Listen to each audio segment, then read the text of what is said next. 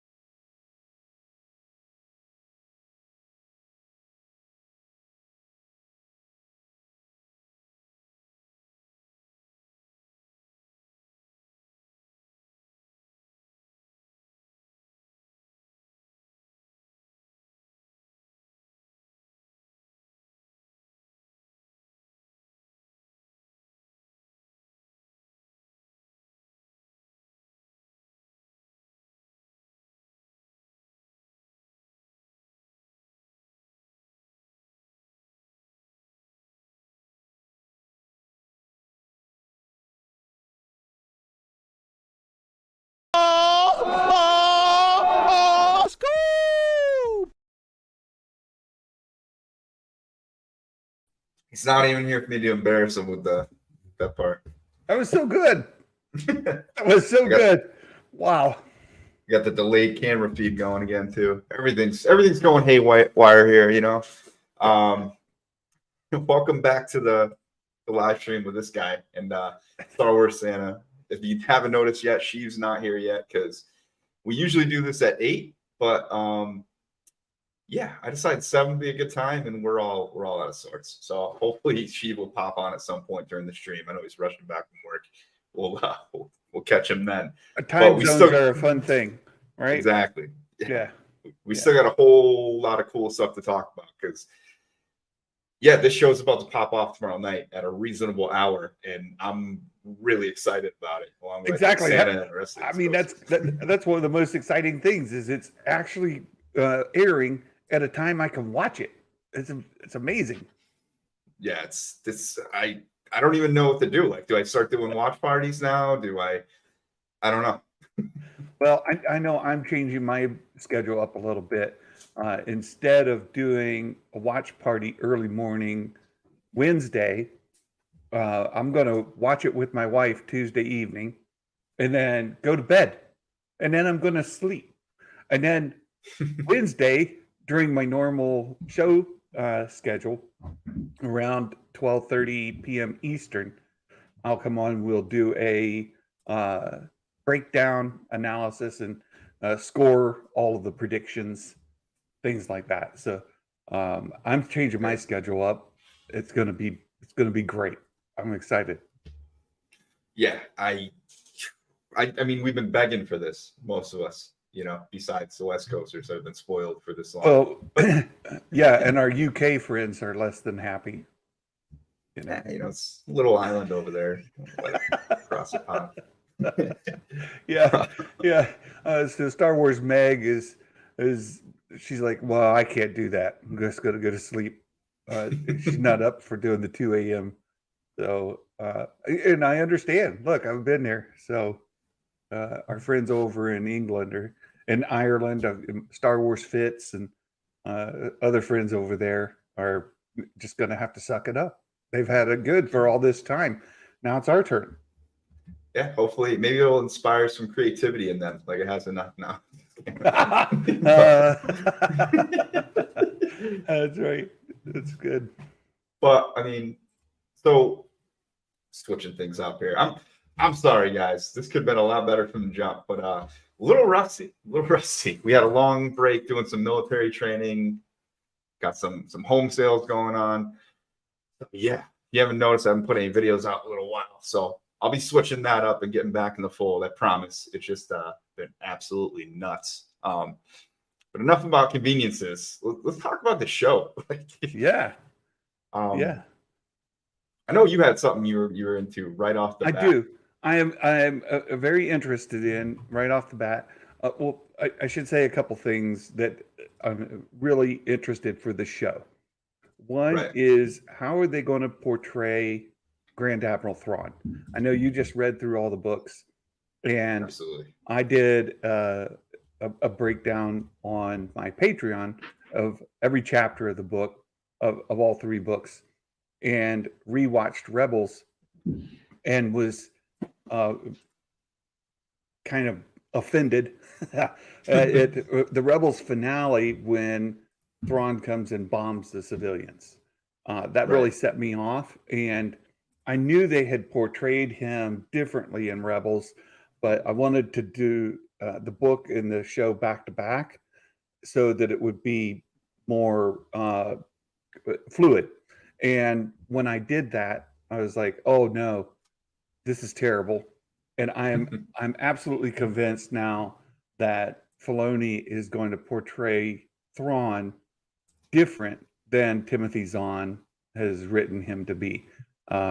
In those books, as you know, and I think it was alliances that Governor Price ends up blowing up a city with all kinds of civilians in it. And Right. Thrawn is livid. Like he's very upset. He's repeatedly tried to reduce civilian casualties, tried to reduce non-military casualties, anything where he could, if anybody was defenseless or they were not able to protect themselves. That's the same thing. But he would stand for those who were defenseless. He would try to protect those who couldn't protect themselves, and he would try to preserve civilian and non-military lives. And even in military strategies, he would give them a chance to uh, to to give up before they died. And Right. here he comes into that Rebels finale and just bombs the civilians. I was like, wait, that's not cool. So now I'm convinced that that's what Filoni's going to do, and it makes me a little frustrated because that's not who he is. For those of us who have spent more time with him, so that's one thing. The other thing is just for folks who have watched Rebels, and I'm anxious to discuss this with Sheiv when he gets here. Is in season 1, I sent you some pictures of this as well. In season 1, episode 10, he goes in, Ezra, it's called Path of the Jedi. That's the title of the episode. Ezra goes into the temple on Lothal.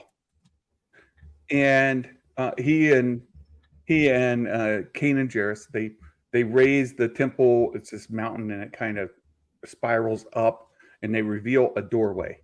They walk through the doorway into the temple on Lothal. And while they're there, Kanan stays in one room and meditates. Ezra goes into another passageway, and he's following these shimmering lights. It's similar to the same kind of shimmering lights we saw in the Clone Wars when Yoda was talking to Qui-Gon Jinn's Force presence. Here, Ezra is kind of following those same sort of shimmering lights, but he's communicating with Yoda. And Yoda's not dead. Yoda's just communicating with it. And so he walks from room to room. He gets into one room, and this is what you'll share when you get it ready. Not letting me. When Yeah, I'm trying. let me see. If you want to throw it up, I can share it out from you. Let me see if it'll let me. Oh yeah, it's gonna let me. Let me just let me pull this up. Gotcha. Yeah, so he walks into this room right here, and when he gets in there, you can see right above his head comes this star chart. See that? Yeah. This star chart is exactly the same as what we see in Ahsoka's logo. It's the same writing on the edge, and it's the same loop patterns with the lines. Exactly the same. Dead on. So this is just like projected on the ceiling while he's in there. And he has this discussion with Yoda. And he and Yoda, they talk back and forth. And while he's standing there, you see the ground below him lights up 2 concentric rings that he's like standing on. I'll go back just a little bit. There they are. Right. So he's standing on these two concentric rings in the middle of the floor. Yep. As it goes, then, and I don't want you to get you hit by the algorithm or anything. You can see those rings light up. The map on the ceiling There he is. Dissipates. Hey, there's Sheiv. As the map on the ceiling dissipates, you see like space surrounding Ezra, and down comes a kyber crystal from like the ceiling. He's in a room in the temple on Lothal, and this is where he gets these kyber crystal that lights his saber. So We're going all the way back to the original temple scene. I thought, wow. Yeah, this is back season 1, episode 10. One of my favorite episodes of the season too, and so keep talking about it, Santa, because I want to hear what you're saying. I know I just got in, but how's everybody doing? Well, really, the question is, what is this room? What is it? Like, like in season 4, he goes into the world between worlds, and he's standing on like a light bridge, and there's these light, portals that he can see through, and he can hear different times in history. And it comes into a big portion of the storyline of the entire series. World Between Worlds has become a big thing. Question: what is this room? This room right here. So I got an answer for you, and all the Ahsoka hype. I've been digging in all the Dave Filoni comments and everything that he kind of talks about, and I'm getting really excited for everything, of course. And I catch this video on Instagram that I posted on my story the other day. If you're not following me, go check out the Instagram. But I basically put it up on the post, and it's Dave Filoni talking about the World Between Worlds, and I think it was a couple years ago at Celebration. Now I don't know exactly when the clip took place. It could have been 2022 or even before, but basically he's talking about how he wanted the World Between Worlds to be a place that connected all of Star Wars in one place. It's not really so much about time travel, as he said multiple times. It's more about having a place in Star Wars that kind of connects it all, and it's all happening at once, kind of like us as the viewers see it. And I think even as George kind of had the perspective of like the Wills viewing the stories at one point, like it's kind of like that. Like that's kind of what the World Between Worlds is literally a view into all of Star Wars. And so he goes on to kind of continue to talk about it, and he talks about how he wanted it to be, he basically set the seeds back in season 1 for it, where Ezra goes into this room in season 1, episode 10, and it's basically the first time he interacts with the World Between Worlds.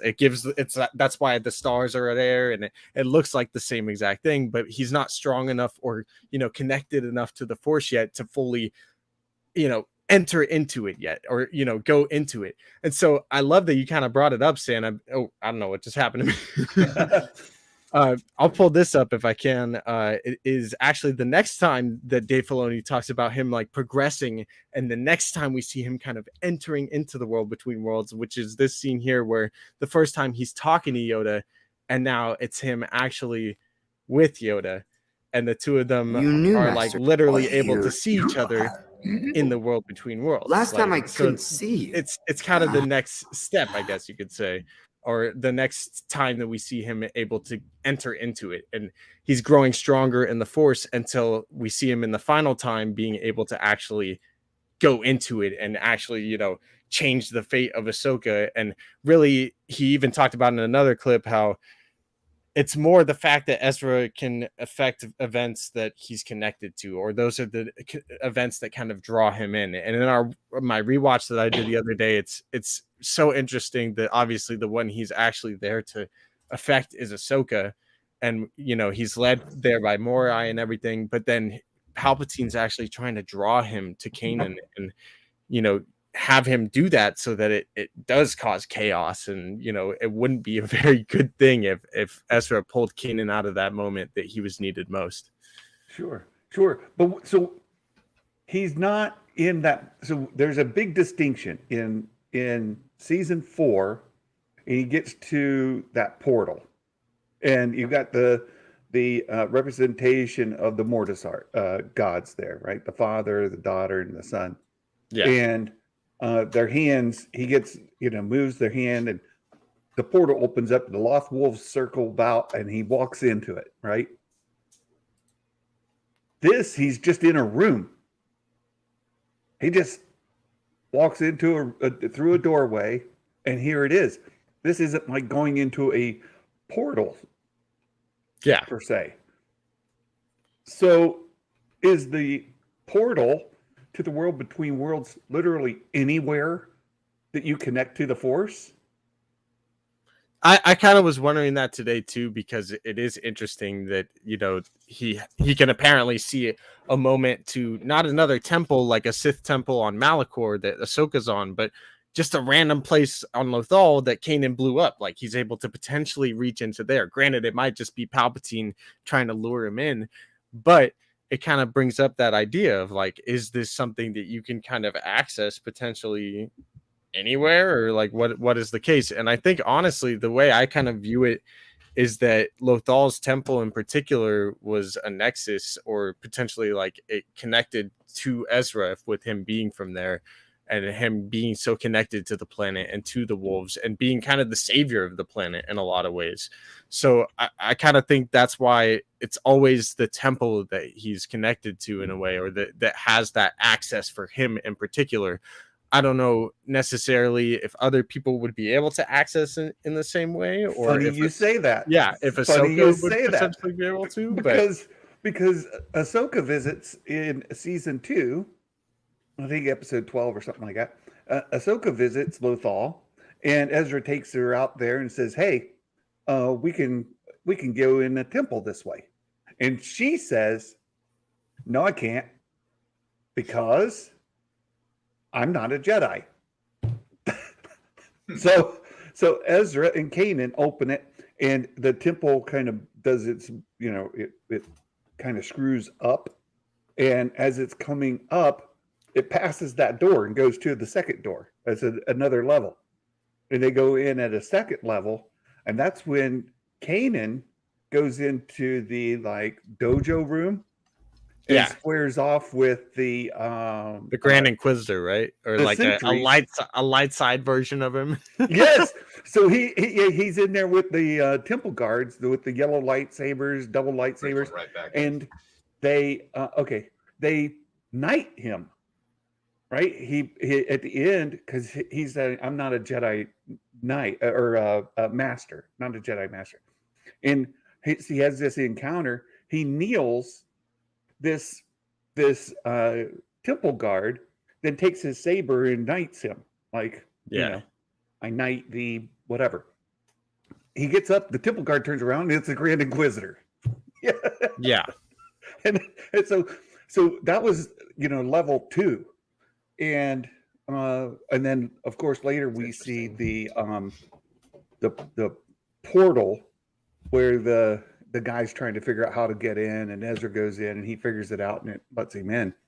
And then, as you mentioned before, Palpatine takes some of the stuff from the temple, puts it in the Chimera. Yep.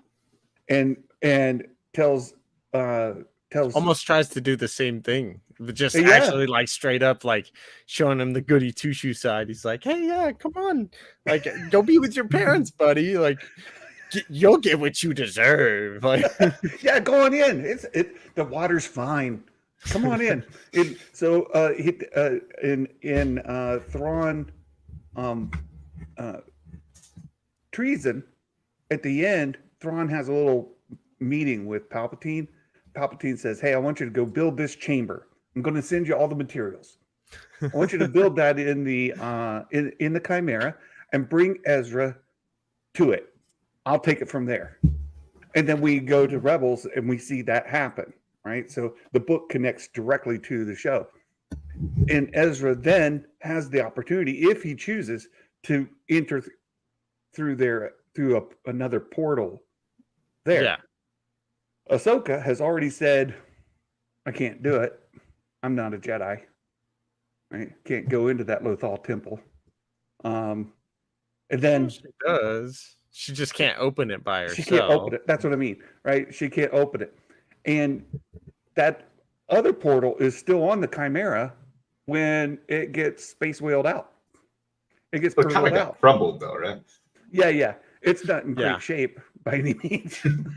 But if Ezra could enter into the world between worlds, theoretically, basically anywhere, and we've got remains of the whatever on the Chimera, and that's in this new space, can Ahsoka access the world between worlds in a similar fashion as Ezra? And could Ezra enter into the world between worlds from where he is?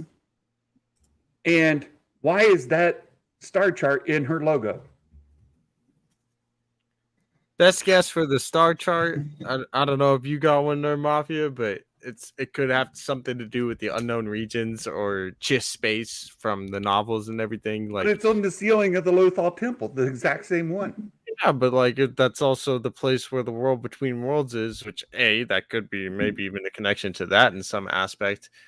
But it What's that also got to do could with the just, unknown regions and the chest? well, again, like I said, the temple is kind of connected to Ezra in a way. That's what it seems. Obviously, like he's sent there, and Kanan already knew where it was and everything.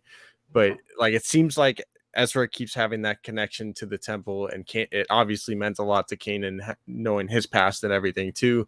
And so the fact that it could have been just the chart, maybe it was there because it's the world between worlds and it knows the moment that Ezra was needed most, and the fact that he's going to get blasted off into unknown regions. So maybe it was kind of a symbol for what his pathway or door would look like when we get there in the world between worlds eventually. Again, you know what I mean? I think that'll happen eventually. Well, I mean, if you think about it though, every single time we've seen it, there's been a Jedi or somebody that was a Jedi in the room, right? So even when we look at the trailers and we see I'm blanking on her name right now, we'll come back to me in 2 seconds. We see her kind of pulling up a map. Shinhati or no, no. He means Morgan Elsbeth. oh, Yeah, Morgan Elsbeth. Oh yeah, that looks a lot like it kind of too. And while she's not a Jedi, she has two people that were taught in the Jedi way, at least somewhat, right near her. Like they have to be essential for some reason. You have hints of Ahsoka restarting the Jedi. Like she's sitting there talking to Hang, playing, you know his name. Yeah. Who? Yeah. So, I mean, maybe this is kind of like maybe I think really that it's got to be some kind of like it's a little bit of a mixture of both what we're saying, both you're saying, I guess, like a Jedi star map to the unknown regions. Yes, I do think it's a star map. I do not think that it's a world between worlds. And it's probably not, to be honest. And I mean, there is a theory that I've heard that I really like, but go for it, Sam. That chart itself, I don't think is. I think the place he was standing on, he enters into a world between worlds kind of experience, but I don't think that that's a true portal to the world between worlds. I don't think the map is. And if you go to season 4, the World Between Worlds episode, Sabine Wren is talking to the magic guy who's trying to figure out how to open, right? He's trying to do the hocus pocus, open sesame, and nothing works, right? He can't open the gate. And he's like, I need help. You can help me. And she's like, not going to do it. But you can see behind her on a computer screen, like the exact same star chart is on a computer screen behind her. So I think that, and she's like, I can't remember. I'm going to help you remember, my friend. No, I wasn't thinking that. Good. After following like some of the reviews from people that have seen it but aren't giving away too much, there was one that really stuck out to me, and it mentions a MacGuffin that we're gonna have in the first couple episodes. That's literally all it says. Like, it's not spoilers. Like, they just say there's a MacGuffin. So, I mean, is that what we're talking about right now? I guess. Is that Matt the MacGuffin? I don't want to give away any spoilers. I know Sheiv has been running and hiding and like blocking. Yeah, I'm too weak. So I don't want to. All, so I don't want to share anything right like there. that. But there is here. I wanted to bring this up. Here you go. You can see. Okay. Oh wait, there. Where is it? There it is. Gotcha. You see back behind Sabine is that star chart thing again on the left side. Yeah, right behind her, and like back in here, you can. Here's another thing. It's like an astrological symbol of like a dragon or something, and like here's like a snake, right? See the snake right there. In that, Santa, I think this is only hurting your argument. I keep going. Look, I go back and forth. I know, because look here, I want to show you something else. Yeah, in the world between worlds, there's definitely some constellations, I guess you could say. Yeah, and not only some, the snake is there. Oh, yo. That's I mean, listen, we've been taking the Santa school so far this stream. So okay, got some so you can evidence. see the wolf one here, right? But if you watch, I think it comes after the wolf one, and you just look at the constellations behind. And I do remember seeing a second one. I saw Ezra's like running, right? Oh, there's a That's wolf. the wolf. There's a. Anyway, I don't want to get anything taken down because we showed too much. But yeah, like where you saw that wolf up there. I mean, I played the main Star Wars theme as the intro. Do we got to play that again for Sheiv? Yeah, you did. But you can see that snake up in there. So it's just something to be aware of. That all of it seems to be connected. The biggest question I have is that star map. Why is it the logo? Like, yeah. Why is it the logo? And there's a MacGuffin involved, and that MacGuffin involved, I think, in the first two episodes. We'll see tomorrow. Oh, I can't wait tomorrow. At this time tomorrow, Sheiv's gonna be so hyped. Oh yeah, I can be like, oh man. You're about to say watching it, but he's still gonna be waiting an hour and a half. No, an hour and a half. He's got an hour and a half to go. He's getting 90 minutes. He'll be leaving work with his foot on the gas pedal. Thanks for being a trooper and making it out here as quick as you can, man. I screwed that up. Probably still dirty after work, to be honest, but we're good. We're good. But it's going to be really exciting, and we'll start to get the answers, and we'll start to see like this MacGuffin thing is being shown to us right away. A MacGuffin, I'll say that. One of the MacGuffins is in one of the first two episodes. Is it the MacGuffin? No, we don't know. But it's a MacGuffin is something everybody's going to try to get, right? It's an artifact or object like that they're trying to you go back to Indiana Jones and the Temple of Doom. You wanted to get the goblet, right? Yeah. So that was the Knights. Which one? Where they wanted to get the goblet. I know which one. The Holy Grail one. The Holy Grail. Yeah. That was the MacGuffin, right? So that's one of the things. So anyway, we've got a lot that we'll see tomorrow, and then we'll be able to have a conversation around that. Yeah. And how does it tie it all together? I think there's definitely something to do with a star chart. However, I am less and less convinced that the world between worlds is involved at all. Like at all. And the reason I say that, and Sheiv, you mentioned this just a little bit ago,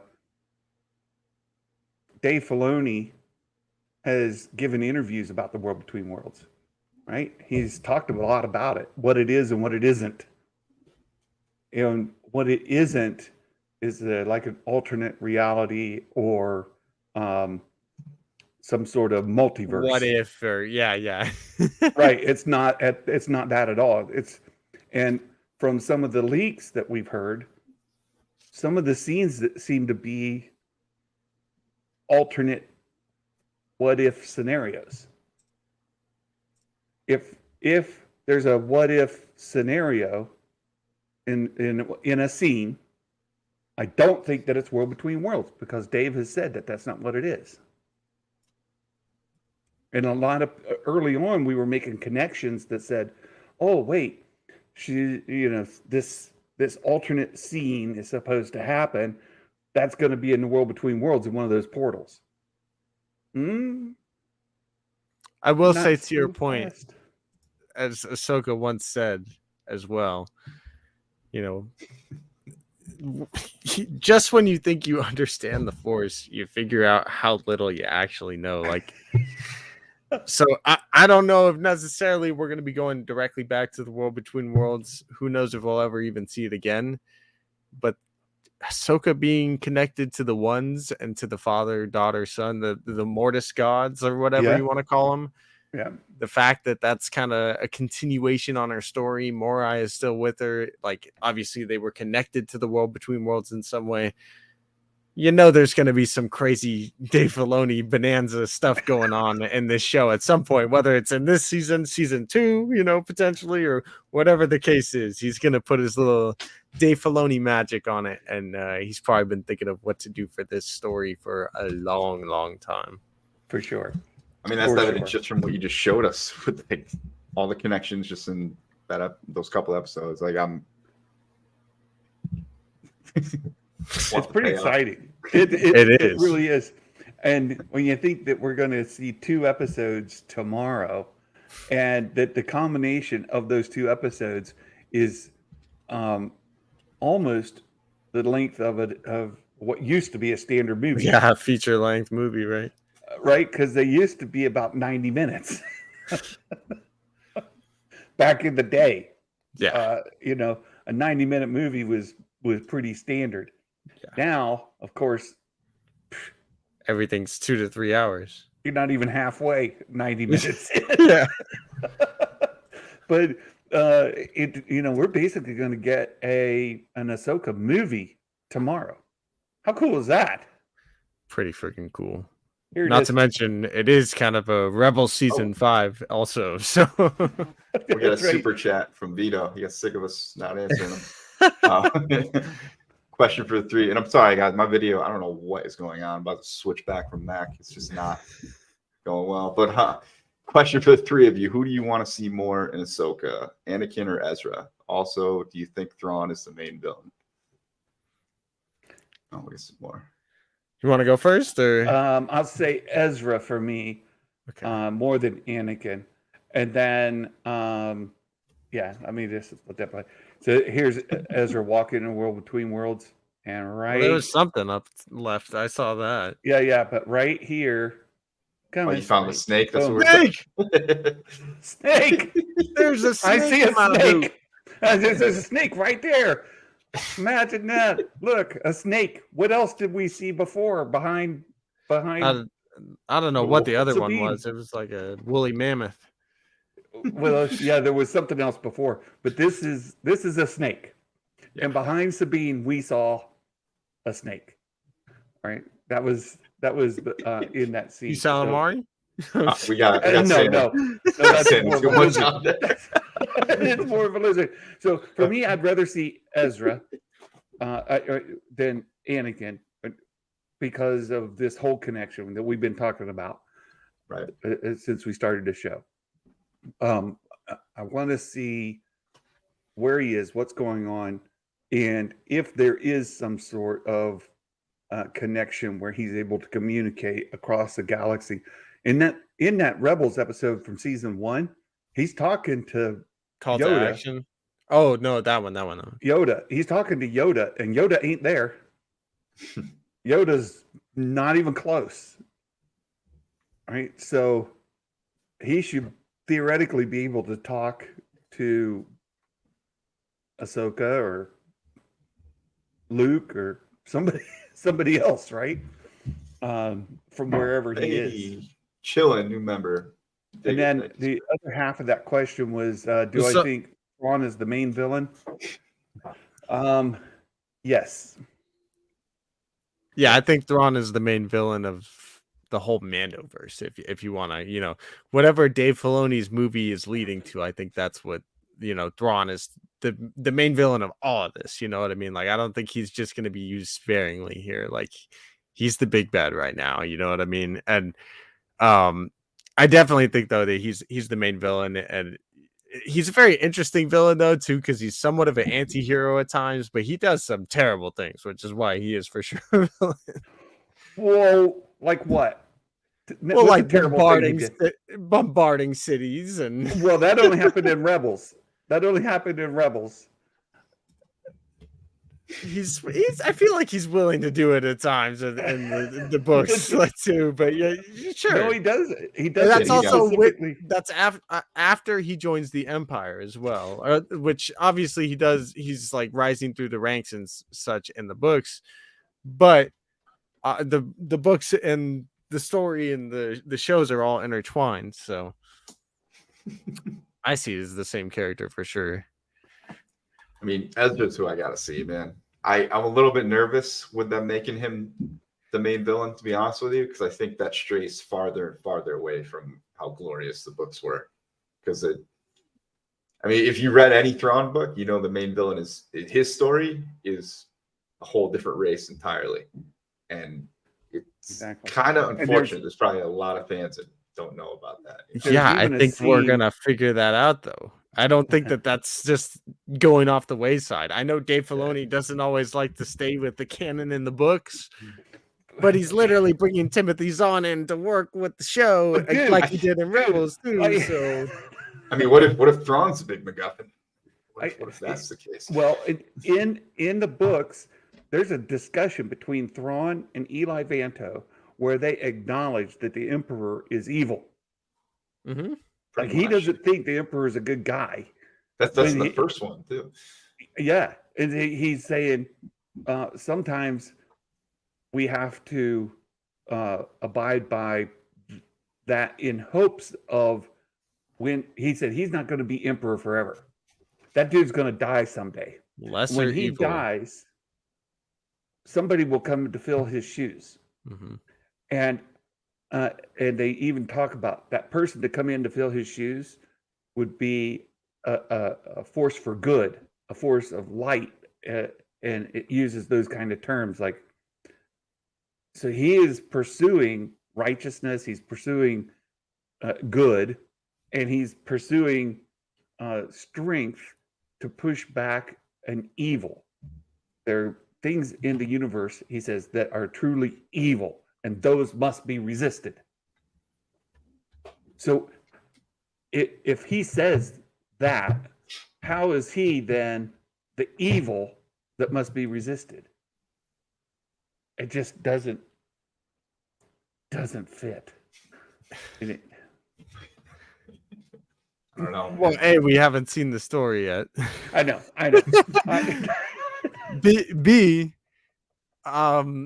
he still can be the whole thing with the prequel Thrawn trilogy of books in the canon, because there's the regular trilogy and then there's the prequel trilogy, which is about his time in the Ascendancy and kind of his backstory. And you figure out that he's, got the whole preemptive strike thing in those books and all about his people and like kind of where he comes from and his mindset, and of course about the Grisk. And so the Grisk is this evil threat that we're talking about here, that he's worried about in the unknown regions, that he ended up having a strike against them at the end of those books and knew that there would be a counter strike at some point, which is actually part of the reason he joined the Empire in the first place, to kind of use them potentially to defend against the Grisk. And so, yes, he has that conversation with Eli in that first book where the two of them are talking about how Palpatine is evil and everything. But the whole point of him joining Palpatine and the forces of Palpatine is that he felt, in his opinion, which again, Thrawn is all over the place and doesn't really understand politics, and he's more military minded. So the dude doesn't fully, he's sometimes willing to blur the lines or cross the lines even in order to basically do what he thinks is the right thing. And so for him, joining the Empire, which is, yes, evil, as he acknowledges, it's lesser evil than what he believes the Grist to be. So here's the text for those that haven't read it from the first book that we're talking about. Eli Vanto says, "What I don't understand is why you still serve the Empire. Can't you see the evil you're helping to perpetuate?" And Thrawn says, "I'll give you a scenario. You and I face a dangerous predator intent on slaughter. Running is impossible." This is the Grist he's talking about. Yes. Tools and weapons are limited. What are your options? And Eli, this is Night Swan. It's an opponent they've been chasing. This Night Swan guy says the obvious one is for us to join forces. He says, "Well, unity against a common foe is one choice, but there's another." He says, "You strike me down, whatever." Right. So he goes on and says, "My point is that there was that choice that lay before me when I decided to visit the Empire. And a force intent on evil is coming." Right. That's what he keeps worried about. And he says, "I was exploring the edges of a new empire shortly after the Clone Wars. I witnessed this, that, the other thing." And let's see. It says, "There are evil things in this galaxy, far more evil than the Empire, and far more dangerous to all living beings. We know of some, while others we've only heard rumors. We need to know whether the Empire that was rising from the ashes of Clone Wars could be an ally, or whether it should be collapsed into an easy prey." This is, and so he met Anakin, so on and so forth. And so in any event, that's what he's talking about. He's saying there is an evil. There's two ways. One is you can collapse this so that it's an easy prey to say. It's the idea, if you and I are running from a bear, I don't have to run faster than the bear, but I just need to run faster than you. Right? That's the idea. If you can collapse. kick him in the leg so he falls, so the bear gets him instead of me, which is the whole point of that conversation. Yeah, he says I was going to be running from the bears and shit. So we can take down the Empire. Is super interesting. Avoid them running into the Chiss. It is, because now what has happened? The Empire is fallen. Right. And the New Republic is definitely easy prey. Yeah. I'm telling you what, this I am so excited for this show. Reading these books again. Thrawn is obviously recognizing the evil of the Emperor. He recognizes that the Grist are a greater evil, a threat to all of the galaxy, and I came in just time for Santa to leave others to die in front of the bears. Yeah, that's why I keep all the elves around here at the North Pole. You know, if you're getting chased by polar bears, you just got to run faster than the elves. That's it. Yeah, and they have shorter legs. So yeah.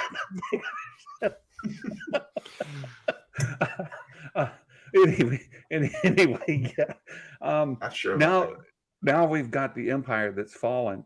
They are easy prey. They're kind of and we know Mon Mothma is trying to demilitarize the New Republic at the same time.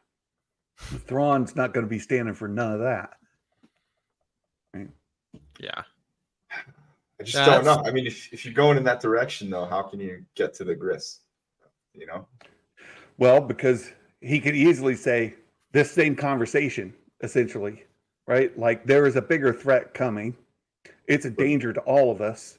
And either we're going to stand strong or we're going to be an easy prey. Yeah, it's what kind of makes that with Mon Mothma, though. Wouldn't that make him opposed to her? Because she's trying to demilitarize, and he's going to say, well, you want to be an easy prey. That's a really bad idea, friend. Yeah.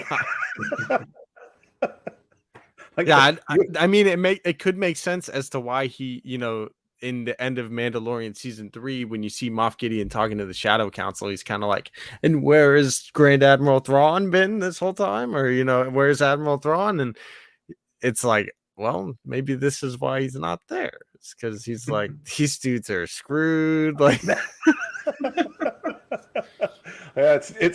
This show. So I've kind of put this before.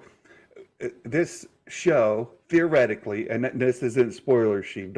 You don't have to like no. Like no, this show could potentially set us up where Thrawn comes back and saying, "You guys are dumb. You're dumb. You're demilitarizing.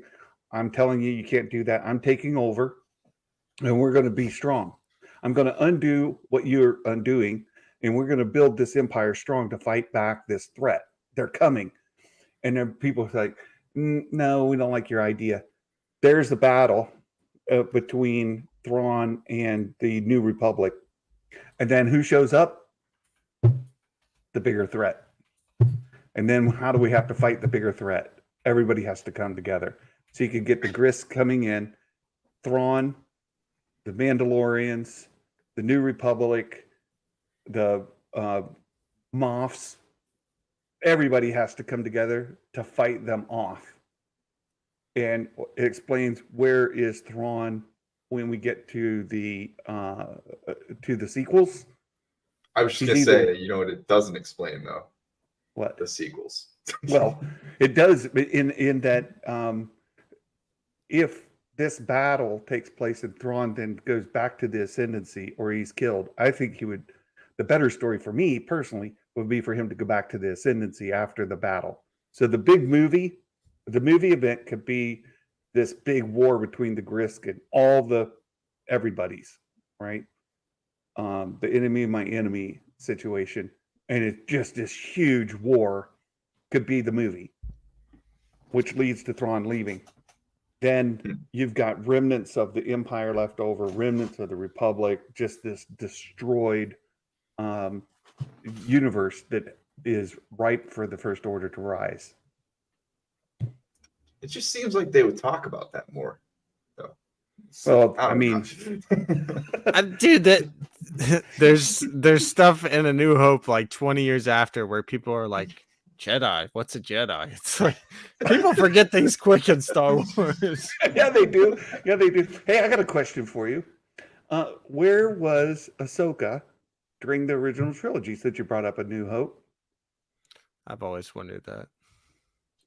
Yeah. Well, she seems to have. So the way that it's kind of been portrayed to me recently, or from others' opinions, it seems like she stays at the temple on Malachor after she comes out of the World Between Worlds and kind of removes herself from the equation until the moment that she's supposed to come back, whatever that is. But it's like, that's a little bit convenient. Like, she probably didn't just sit there like, where'd she get food? Like, right. We have her as leading up to the original trilogy through Rebels, and she's part of the resistance, right? She's part of the growing rebel movement. She even has a secret agent name, right? So she's like tied into that whole thing. And in the novel, we see her tie in with Leia's daddy, right? So not, I mean, Anakin, yes, but I meant Bail Organa, Organa. we see in Tales of the Jedi too, which is another Dave Filoni creation. So yeah, so Fulcrum, but so she's part of that whole movement, and then the rebels go to battle, and she's gone. Wait, what? Gone where? Well, it's because the World Between Worlds, but yeah. And for a long time, I thought that she just literally walks out at the time that Ezra pulled her, but it doesn't really make sense that way. And we see in season 2 her walking back in the temple, like we see at the end of the World Between Worlds episode, or when she's goes back through the portal. So she obviously came out there, like whether or not she was walking back into the temple to just sit there and meditate, or if she had some adventures along the way that we don't know fully until apparently she goes on to train Sabine. Like, like all this stuff is happening. We're going, what the heck? Like, when? Yeah, I mean, it's a long drive from Malachor without a spaceship. I don't know. Maybe Yeah, Was she that's just like, true too. was she Needs somebody to just, crash you know, it. pulling the mall and like, oh, I'm just an old man, don't bother me. Like, It's just, you know, there's begs questions to be answered, and I'm hoping we get some of those answered in this show. I do not expect to have all the answers given, but wow, the setup for this show is tremendous for Star Wars fans who have been involved with animation and been involved with the literature, the books. Everybody who's been following this story of Ahsoka through the Clone Wars and Rebels and her novel and Ezra and the world between worlds and the Force and stuff. All of it's there. It's amazing, and I can't wait. I cannot wait. She hadn't been invented yet. Hey, it is good to see Trevor. Yeah, that's 3 years between episodes 4 and 5. 1 year 5 and 6. Yeah, you got about 5 years where Ahsoka's missing, at least maybe 10. I was gonna say probably closer to even maybe 5 to 6, somewhere in this, maybe even 6-ish years might be the how long she could have just been sitting at the temple. You know what I mean? Like, Coming for a ride. Anybody coming by? I need a ride. I'm stuck. please pick me up. Chilling out here on Malachor with nobody to visit. She's like peeking her head back into the world between worlds. Anybody?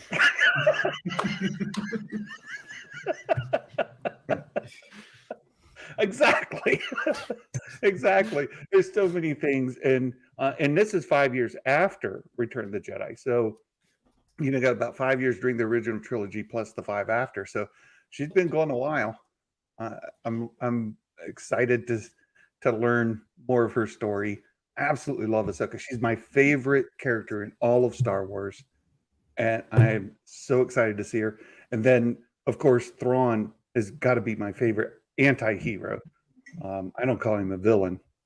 He's my favorite anti-hero, but we'll see how that all plays itself out. Honestly, after reading those books, he might be my favorite Star Wars character at this point. Those are amazing. He's a fascinating character. Very one of the coolest. I'm so happy they brought him back, and now that they're bringing him back again, you know what I mean? Like, oh man, we've been waiting 5 years to figure out where the heck he and Ezra went. Like, and Zahn says he's got about 10 years of stories to tell of Thrawn. Like, give the guy a typewriter, whatever he needs. Let's go. Facts. Yeah, I did hear that he wants to tell the stories between where they went, what were they doing. That could be insane, actually, because we're definitely not going to get all that in this show. No. Yeah, no, I'm sure there's going to be questions about MacGuffins and different things that happen. So we're going to be all confused at first, but I'm going along for the ride. I'm here for it, man. Me too. Yeah. All right. Well, I know Santa's got engagements at 8. Sheiv probably definitely needs a shower. And we, I think what we'll do here with my broken video feed is we'll play this intro for Sheiv one more time, and then maybe just cut it out before you guys even see our reactions. Just be a bastard. So appreciate you guys popping in. Let's give it one more whirl. Thanks a lot. Oh, find Star Wars Santa. You know where he is. You know where Sheiv is. If you don't, get out of here anyway. All right. Let's see.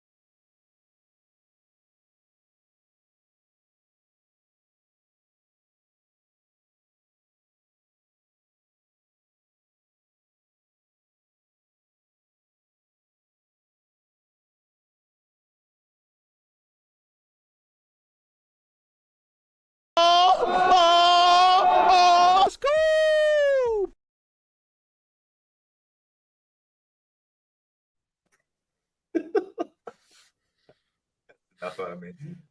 Easy guys. Thanks for popping in, Sheiv. Peace.